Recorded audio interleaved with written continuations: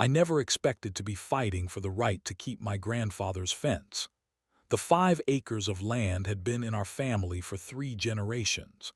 My grandfather purchased it back in 1967, when the surrounding area was nothing but farmland and forest. It was the place where I spent every summer of my childhood, learning how to garden, fix things, and live in harmony with nature. When Grandpa passed away last year at the age of 93, I was surprised to learn he had left the entire property to me. The day I moved in, I walked the perimeter of the land just as Grandpa, and I used to do every morning during those childhood summers. The smell of pine trees and wildflowers brought back a flood of memories. The workshop where he taught me to build my first birdhouse still stood strong, its weathered wood telling the story of decades of projects. The vegetable garden where we grew tomatoes, cucumbers, and his prize-winning zucchini was waiting for new seeds. And surrounding it all was Grandpa's practical solution to the local wildlife: an electric fence.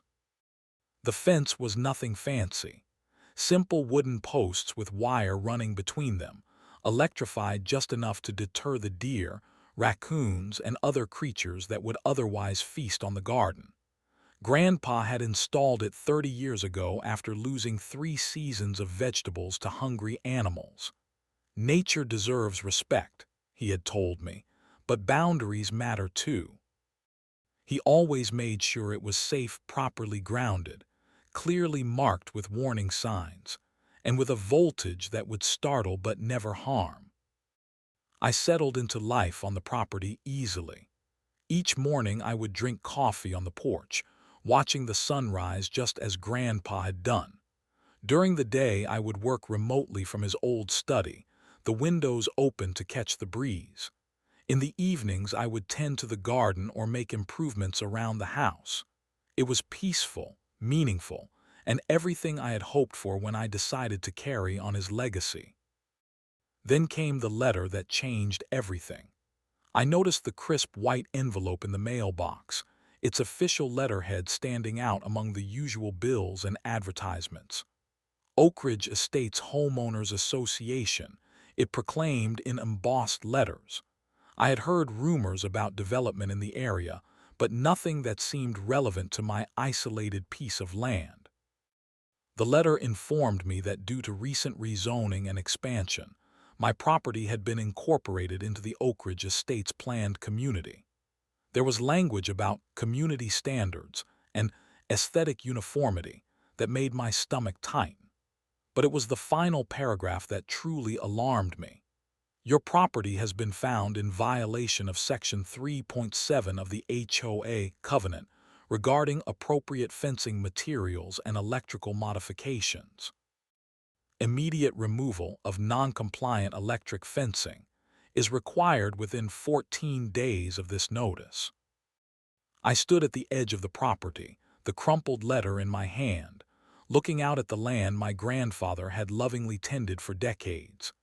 In the distance, I could see the rooftops of new houses where there used to be open fields.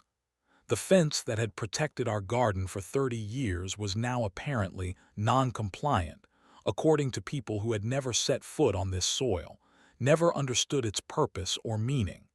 This was more than just a fence. This was an attack on my grandfather's legacy, his values, and everything this land represented. Little did I know that this single piece of paper was just the beginning of a battle that would test everything my grandfather had taught me about standing my ground. The second letter arrived exactly 1 week after the first, this time with red urgent notice stamped across the envelope. Inside was not only a reminder about the fence but also 6 additional violations, each more absurd than the last. My garden beds were improperly aligned. The workshop needed to be painted, an approved color. Even the old weather vane on top of the shed was cited as a non-approved ornamental fixture. 3 days later came the knock on my door. I opened it to find a man in his 50s wearing pressed khaki pants and a polo shirt with Oak Ridge Estates HOA embroidered on the pocket. He held a clipboard against his chest like a shield, and wore the expression of someone who had found something unpleasant on the bottom of his shoe. "Mr. Reynolds," he asked, not waiting for confirmation. "I am Theodore Harrington, compliance officer for Oak Ridge Estates. I am here to discuss your multiple violations and ensure you understand the timeline for bringing your property into compliance." I invited him in, hoping that a reasonable conversation might resolve the situation. "I understand there are new regulations, but this property has been here long before Oak Ridge Estates existed. The electric fence serves an important purpose." Mr. Harrington pursed his lips. "Pre-existing conditions are irrelevant once incorporation occurs. All properties must conform to community standards." I explained about the wildlife, the garden, the history of the property. "The fence keeps deer from destroying the vegetable garden. It is completely safe and has been here for 30 years without incident." Section 3.7 clearly prohibits electrified barriers of any kind. The garden itself is also problematic. Vegetable gardens are restricted to rear yards only, not visible from any roadway, and limited to 100 square feet. He made a note on his clipboard. "Yours is approximately 600 square feet and clearly visible from the access road." Every attempt at reasonable discussion met with another citation, another rule, another dismissal. Mr. Harrington walked the property, taking photographs and making notes, his face registering increasing disapproval with each discovery. The workshop was oversized for a residential outbuilding. The rain collection barrels were unapproved water features. Even Grandpa's old wooden bench under the oak tree was apparently in violation of something. "You have 14 days to address the electric fence issue. The remaining violations must be corrected within 30 days or fines will begin at $100 per day per violation." He handed me a fresh stack of papers. "This is the complete covenant that you are now obligated to follow as a resident of Oak Ridge Estates." 2 weeks later, I attended my first HOA meeting in the sterile community room of a newly built clubhouse.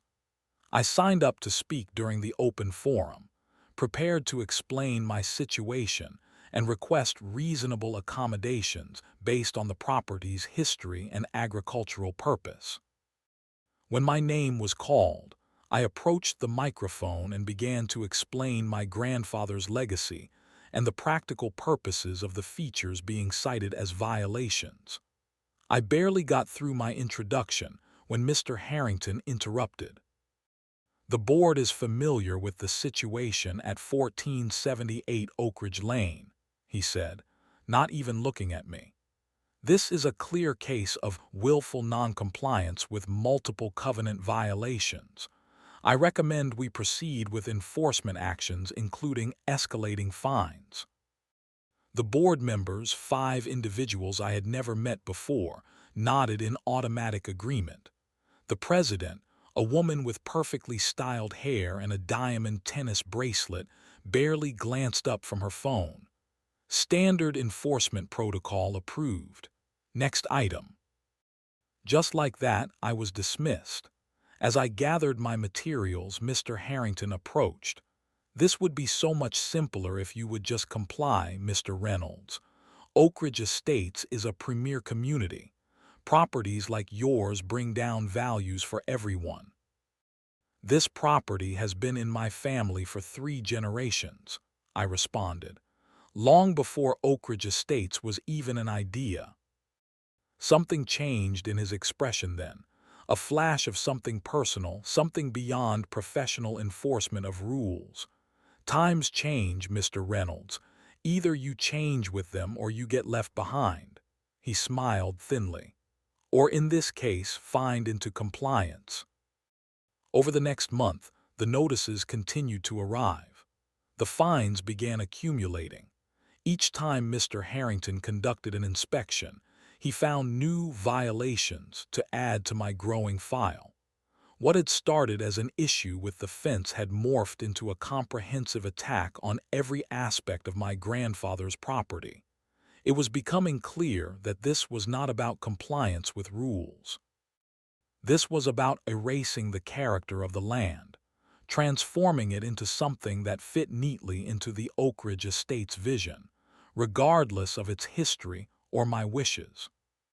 The more I resisted, the more determined Mr. Harrington seemed to become. This was no longer just business for him. I could see it in his eyes. This had become personal. It happened on a Tuesday afternoon. I had gone into town for groceries, leaving the property unattended for perhaps 2 hours. As I turned into my driveway, I caught a glimpse of movement near the workshop. Someone was on my property. I parked and approached quietly, coming around the corner of the workshop to find Mr. Harrington with his camera, taking close-up photographs of the electrical connection for the fence. "What are you doing on my property?" I demanded. He startled but quickly recovered his composure. "Documenting ongoing violations. As compliance officer, I have authority to inspect properties within Oak Ridge Estates. You have no authority to enter private property without permission. This is trespassing." Mr. Harrington scoffed. "HOA covenants provide for inspection access. Perhaps you should read the documents you agreed to when you became part of our community." "I never agreed to anything. This property was incorporated without my consent." Something changed in his expression then. The professional mask slipped, revealing something harder underneath. "Listen, Reynolds, this neighborhood is evolving. Oak Ridge Luxury Estates Phase 3 is breaking ground next month.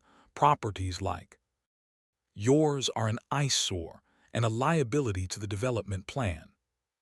"So that is what this is about, development." He did not even try to deny it. "Progress happens. Smart people get on board and benefit. Stubborn people get left behind." He gestured to his clipboard. "I have property assessments here showing your land would be worth 3 times its current value as part of the Platinum Ridge expansion. The developers are prepared to be generous. This land is not for sale. Then the fines will continue to accumulate until you have no choice." His smile was cold. "The board has authorized daily penalties of $500 for the electric fence alone. How long do you think you can hold out? A month? 2? Eventually, you will be forced to sell just to cover what you owe." The realization hit me like a physical blow. This was never about rules or community standards. This was a systematic campaign to force me out, to acquire my grandfather's land for development.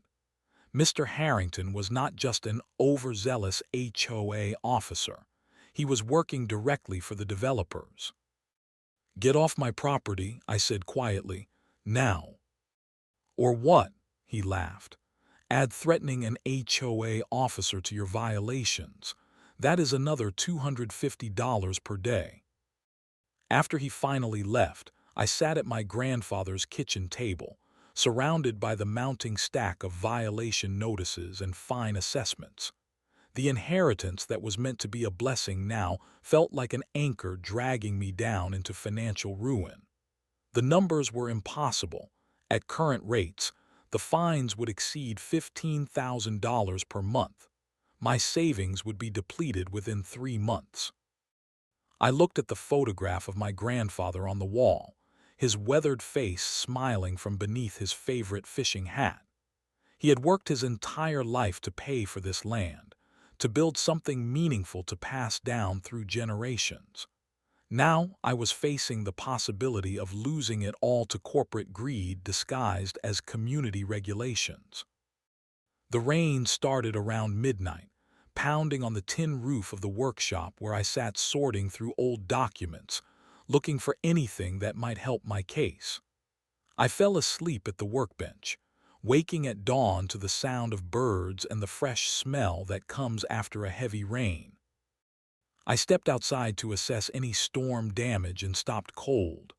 The garden beds had been trampled, plants uprooted and scattered. The door to the workshop, which I had closed and latched the night before, stood open, tools strewn across the ground outside. Someone had deliberately vandalized my property during the night. My first thought was neighborhood kids, but something did not feel right. I went to the security camera I had installed after the first confrontation with Mr. Harrington. The footage showed a figure in the pre-dawn darkness, methodically destroying garden beds, forcing open the workshop door, creating the very violations that would undoubtedly be documented later. Even through the grainy night vision, there was no mistaking the distinctive silhouette of Theodore Harrington. This was no longer about enforcement or even development pressure. This was sabotage. This was criminal. My hands shook with anger as I replayed the footage. This man had crossed a line that could not be uncrossed. In that moment, standing amidst the destruction of my grandfather's beloved garden, something crystallized within me. I was done being reactive. I was done playing defense. It was time to fight back. I cleared everything off the kitchen table and began my research operation. If Mr. Harrington wanted to use rules as weapons, I needed to understand those weapons better than he did. I printed out every document I could find: the HOA covenant, county zoning regulations, property rights statutes, trespassing laws, and the original deed to my grandfather's property. I worked methodically, highlighting relevant sections, making notes, building a case. The HOA covenant was 147 pages of dense legalese, clearly designed to be intimidating rather than informative. But buried within all the restrictions and requirements were the exceptions and procedures that no one had bothered to explain to me. On day 3 of my research project, a knock at the door interrupted my work. It was not Mr. Harrington this time, but a woman in her 60s with a friendly face and a container of homemade cookies. "I am Sarah Mitchell from down the road," she introduced herself. "I have been watching what is happening with your property and thought you might need these. Brain food." I invited her in, grateful for friendly contact after days of isolation. As she looked at my research spread across the table, her expression changed. "You know, I work at the county assessor's office," she said casually. "Have for 20 years. I might know a thing or two about how these annexations are supposed to work." Sarah turned out to be the ally I desperately needed.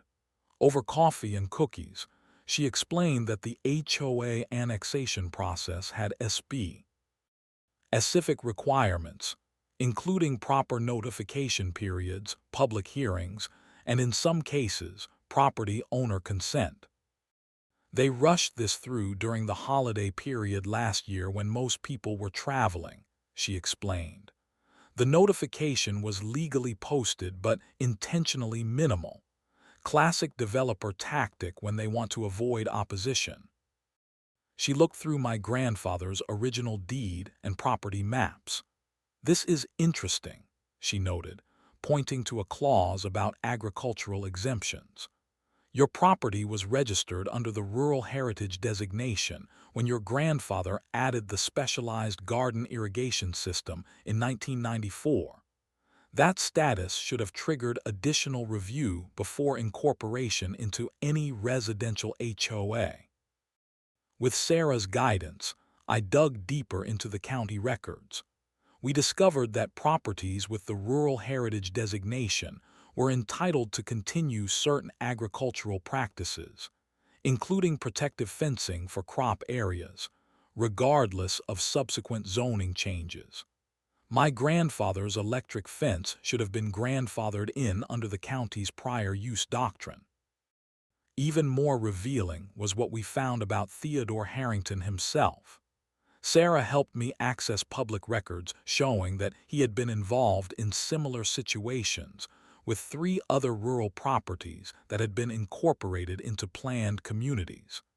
In each case, the original owners had eventually sold under pressure from mounting HOA fines. The most damning discovery came when we searched corporate filings for Platinum Ridge Developers, the company behind the Oak Ridge Estates expansion. Listed among their paid consultants was T. Harrington, Community Relations Specialist, with compensation of $5,000 per acquired property plus 1% of development value. "He is literally being paid to drive you out," Sarah said, her voice tight with anger. "This is not just unethical. Some of this might be illegal." Armed with this knowledge, I began building my defense. I created a detailed chronology of every interaction with Mr. Harrington and the HOA board. I organized all violation notices and my responses. I copied the security footage showing the vandalism and trespassing. I gathered photographs documenting the property's condition before and after incorporation into the HOA. Sarah introduced me to her nephew, a law student who helped me draft formal letters asserting my rights under county regulations and challenging the validity of specific HOA covenant provisions as applied to my property. For the first time in months, I felt a sense of control returning. My grandfather had always taught me that knowledge was power. "Know your rights and stand your ground," he would say. As I organized my evidence and planned my strategy, I could almost feel him standing beside me, nodding in approval. This was no longer just about saving my property. This was about exposing corruption and standing up to bullies who used rules and regulations as tools of intimidation rather than legitimate governance. Mr. Harrington had chosen the wrong property to target. He had underestimated the lessons my grandfather had taught me about persistence, principle, and protecting what matters. The battle lines were drawn. Now it was time to prepare for the confrontation that was surely coming. I decided that my response needed to be strategic rather than emotional. Mr. Harrington expected me to either surrender or lash out in frustration. I would do neither. Instead, I would use his own tactics against him, leveraging rules, documentation, and procedure to build an impenetrable defense. The first step was securing the property against further intrusions. I purchased and installed 12 no trespassing signs around the perimeter, each one prominently displaying the specific state code regarding unauthorized entry. Notice: private property, unauthorized entry prohibited under State Code 3514B. I placed them every 50 feet along the fence line, ensuring they were clearly visible from all approaches. I upgraded my security system with 8 high-definition cameras positioned to cover every inch of the property boundary. The system included motion detection, night vision, and cloud storage of all footage. I mounted a visible monitor in the front window displaying the camera feeds, making it obvious to anyone approaching that they were being recorded. For the electric fence itself, I made significant but strategic modifications. I did not remove it as demanded, but instead brought it into perfect compliance with county agricultural safety codes. I installed new international warning signs in 3 languages. I added proper grounding rods at 20-foot intervals. I installed a voltage regulator that ensured the current remained within legal agricultural limits, strong enough to deter wildlife, but well below any dangerous level. Most importantly, I had all modifications inspected and certified by the county agricultural department, obtaining official documentation that the fence met all safety requirements for rural properties with active crop production. The inspector was thorough, and at the end, presented me with a certificate of compliance that I prominently displayed at the main gate.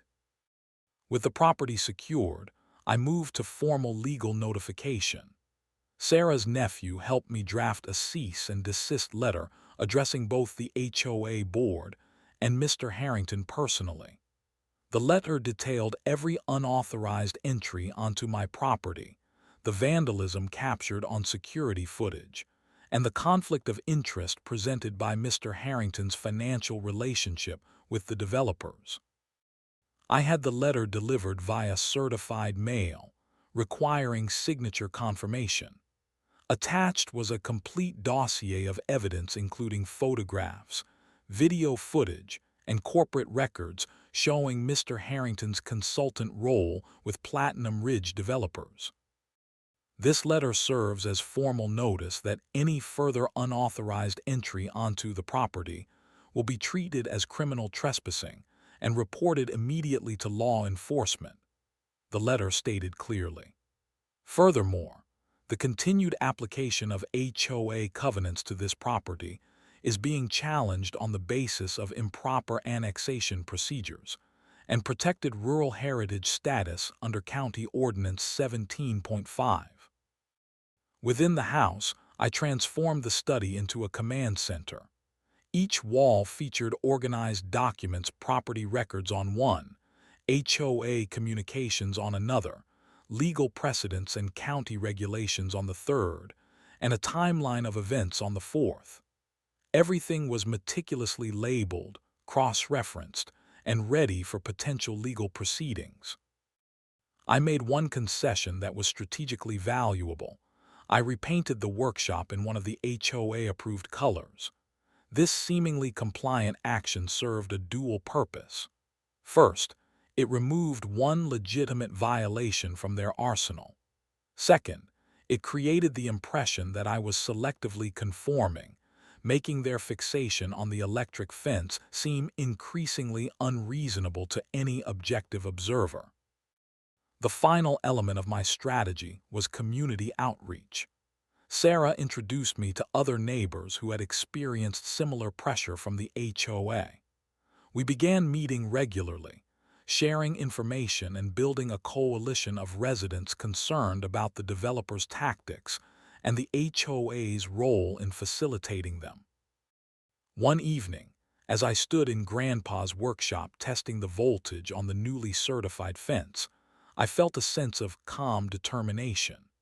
The meter showed exactly 4.7 milliamps, strong enough to deliver a memorable lesson, but well within legal limits for agricultural fencing. I ran my hand along the weathered wooden fence post, thinking about how my grandfather had driven each one into the ground himself 3 decades ago. "They think this is about a fence," I said to the empty workshop, "but it is about something much more important." This land represented principles that my grandfather had lived by: self-sufficiency, respect for boundaries, protection of what you value. The electric fence was more than wire and current. It was a statement that some lines should not be crossed. Mr. Harrington was about to learn that lesson the hard way. I was no longer afraid of the confrontation to come. In fact, I was counting on it. The certified letter receipt came back signed, but 2 weeks passed with no response from either the HOA board or Mr. Harrington.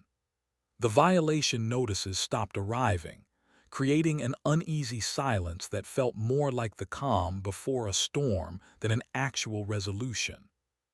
From my security cameras, I observed Mr. Harrington driving slowly past the property several times, clearly noting the new signage and visible security measures. His frustration was evident even through the camera footage. The tight grip on his steering wheel, the rigid posture, the way he glared at the property as if it were personally offending him. During this period, 2 different board members from the HOA reached out to me privately, expressing concerns about how my case had been handled. One admitted that they had never been shown the full documentation regarding my property's rural heritage status, and the other confessed that Mr. Harrington typically presented cases with minimal context, focusing only on violations rather than mitigating factors. The confrontation, when it finally came, arrived with the weather. Dark clouds had been building all morning, and by early afternoon, thunder rumbled in the distance. I was in the garden, securing plant supports against the coming storm, when the security system alert pinged on my phone. Mr. Harrington's car had pulled up at the end of the driveway. Through the camera feed, I watched him exit his vehicle clutching a thick folder and what appeared to be legal documents. His khaki uniform was as pristine as ever, though his face showed the strain of recent weeks. He approached the main gate, read the trespassing notice, and hesitated briefly before continuing onto the property. I remained in the garden, continuing my work as he followed the path toward me. The first drops of rain began to fall as he reached the edge of the garden. "Mr. Reynolds," he called, his voice carrying over the growing wind. "I have official notice of lien proceedings against your property for unpaid fines totaling $27,500. This will be filed with the county tomorrow unless immediate payment arrangements are made." I straightened up slowly, wiping my hands on my jeans. "Mr. Harrington, you are currently trespassing on private property. There are multiple notices informing you of this fact." He waved the documents at me. "HOA authority supersedes your little signs. Section 8.3 of the Covenant grants inspection access, regardless of owner permission in cases of ongoing violations. This property is contesting incorporation under the Rural Heritage Exemption," I replied calmly. "Until that matter is resolved, your authority here is questionable at best." Rain began falling more heavily now, darkening the shoulders of his khaki shirt. His face flushed with anger at my continued defiance. "This ends today, Reynolds. Your grandfather's outdated hobby farm has no place in Oak Ridge Estates. The board has authorized me to proceed with maximum enforcement." He took a step closer, rain plastering his hair to his forehead. "That means daily fines, liens, and eventual foreclosure if necessary." "I suggest you leave the property immediately," I said, pointing to the gate. "There is a proper entrance where you can leave any documents you wish to deliver." His laugh was sharp and dismissive. "You still do not understand who you are dealing with. I have broken bigger opponents than you." The rain was coming down in sheets now, reducing visibility and turning the ground between us to mud. Mr. Harrington took several steps toward me, then stopped at the fence line that separated the garden area from the rest of the yard. The warning signs about the electric fence were clearly visible every 10 feet, bright yellow against the wooden posts. For a moment, he seemed to consider his options, looking at the muddy path to the garden gate 30 feet away, then back at the fence directly in front of him. The fence was only 4 feet high at this point, easily stepped over by an adult. His eyes narrowed as he calculated the quickest way to assert his authority. "This fence," he said with obvious contempt, "is coming down one way or another." With that declaration, he placed his hand on the top rail and began to hoist himself over. "I would not do that if I were you," I warned, raising my voice over the rain. "The fence is active." He paused, one leg over the top rail. "Your pathetic threats mean nothing. HOA officers have immunity from trespassing claims while performing their duties." With that, he continued his motion, swinging his other leg over to straddle the fence. The moment both his hands gripped the top wire for balance, the circuit completed. The shock went through him instantly. It was not dangerous, the agricultural certification had verified that, but it was certainly effective. His body jerked rigid for a split second before he lost his grip and balance entirely, toppling backward off the fence. He landed with a spectacular splash in the muddy area beside the path, his clipboard and documents scattering in the wind and rain. For a moment he lay there, stunned more by surprise than injury. His perfectly pressed khaki uniform was now streaked with mud, his meticulously styled hair plastered to his head. The look of shock on his face quickly transformed to outrage as he struggled to his feet. You, he sputtered, struggling to find words adequate for his fury. This is assault. I will have you arrested. The police will shut down this entire property. I remained calm, taking out my phone. The entire incident is recorded from 3 different angles, Mr. Harrington. The footage clearly shows you ignoring multiple warning signs, trespassing despite verbal warnings, and choosing to climb a clearly marked electric fence. I have documentation that the fence is certified compliant with county agricultural regulations. He stood trembling with rage, rain streaming down his face. This is not over, Reynolds, not by a long shot. You will regret this, I promise you that. Your documents are getting soaked, I observed mildly, pointing to the papers scattered across the muddy ground. Perhaps you should collect them and leave through the proper exit before the storm gets worse. As if in response, thunder boomed directly overhead. Mr. Harrington glared at me with naked hatred as he scrambled to gather his sodden papers. His dignity was in tatters, but his threat hung in the air between us. You have made a very serious mistake, he said as he finally turned to leave. Very serious indeed. I watched through the security cameras as he trudged back to his car, a defeated figure leaving muddy footprints all the way. I knew his threat was not empty. This confrontation would have consequences, but for the first time since this battle began, I felt I had the upper hand. My grandfather's voice seemed to whisper in my ear, "Stand your ground, but be smart about it." I had done both. Now it was time to prepare for whatever came next. The consequences of the fence incident arrived swiftly. By that evening, 2 police officers were at my door responding to Mr. Harrington's complaint of assault with an electrical device. I invited them in, offered coffee, and calmly presented my evidence: the certified warning signs, the agricultural compliance certificate, the security footage showing Mr. Harrington ignoring all warnings, and the documentation of his previous trespassing and vandalism. Officer Jenkins, the senior of the 2, reviewed everything carefully. "Mr. Reynolds, from what I can see here, your fence is properly marked and certified. Mr. Harrington clearly chose to ignore multiple warnings. We also have numerous documented instances of him entering the property without permission," I added, showing them the footage of the garden vandalism. The officers exchanged glances. "That looks a lot like criminal mischief," Officer Jenkins noted. "Have you filed a report about that incident?" "Not yet. I was gathering evidence before proceeding." By the time they left 2 hours later, the situation had completely reversed.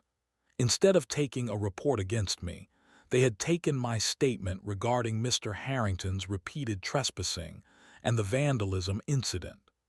They advised me to file for a restraining order first thing the next morning. "We will be speaking with Mr. Harrington about these incidents," Officer Jenkins assured me. "Trespassing and vandalism are criminal matters, regardless of HOA authority." 2 days later, I received a call from Marion Wilson, the HOA board president. Her tone was noticeably different from our previous interactions. "Mr. Reynolds, some concerning information has come to the board's attention regarding your property situation," she began. "We would like to schedule a special meeting to review these matters. Would tomorrow evening be possible?" The meeting was held in the same sterile community room where I had been dismissed months earlier. This time, however, the atmosphere was entirely different. The full board was present, along with their legal counsel. Mr. Harrington sat alone at one end of the table, his usual confidence notably absent. I brought Sarah and her nephew with me, along with a comprehensive evidence package for each board member. For the next 2 hours, we methodically presented our case: the rural heritage designation, the improper annexation process, Mr. Harrington's conflict of interest with the developers, and the documented pattern of harassment culminating in vandalism and trespassing. The board members asked sharp questions, particularly about the financial relationship between Mr. Harrington and Platinum Ridge developers. When I presented the corporate filings showing his compensation structure, several board members visibly recoiled. "You were being paid $5,000 plus 1% for each property acquisition while representing the HOA," Marion Wilson asked him directly. Mr. Harrington's response was defensive and evasive. "The consulting work was separate from my HOA duties. There is no direct conflict." "There absolutely is," the HOA's legal counsel interjected. "This creates significant liability for the association." The meeting concluded with 3 decisive outcomes. First, the board voted unanimously to rescind all fines and violations against my property, acknowledging that the rural heritage designation should have triggered exemptions from standard residential requirements. Second, they placed Mr. Harrington on immediate administrative leave pending further investigation. Finally, they established a committee to review all recent annexations and rule enforcement actions for similar irregularities. Marion Wilson approached me as the meeting ended. "Mr. Reynolds, on behalf of the board, I want to extend our sincere apologies. This is not how Oak Ridge Estates should operate." The following weeks brought further developments. 3 other property owners came forward with similar stories of harassment and excessive enforcement. A local newspaper picked up the story, running an investigative piece on the relationship between aggressive HOA enforcement and developer acquisition strategies. Mr. Harrington resigned from his position before the internal investigation concluded. 2 weeks later, I received notice that the county prosecutor's office was reviewing potential charges against him for criminal mischief, trespassing, and ethics violations related to his undisclosed financial interests. The most satisfying moment came when the HOA board unanimously approved a revision to the covenant, creating a rural heritage property classification that exempted qualifying properties from certain aesthetic and structural requirements while maintaining essential safety standards. My grandfather's property became the template for this new classification, recognized for its historical character and agricultural purpose. On a crisp fall morning, nearly a year after that first violation notice arrived, I walked the perimeter of the property just as my grandfather and I had done so many times. The electric fence still stood, now sporting official rural heritage protected feature markers alongside the warning signs. The garden was thriving, the workshop busy with new projects, and the land felt peaceful once again. That afternoon, I sat on the old wooden bench beneath the oak tree, looking out over the property.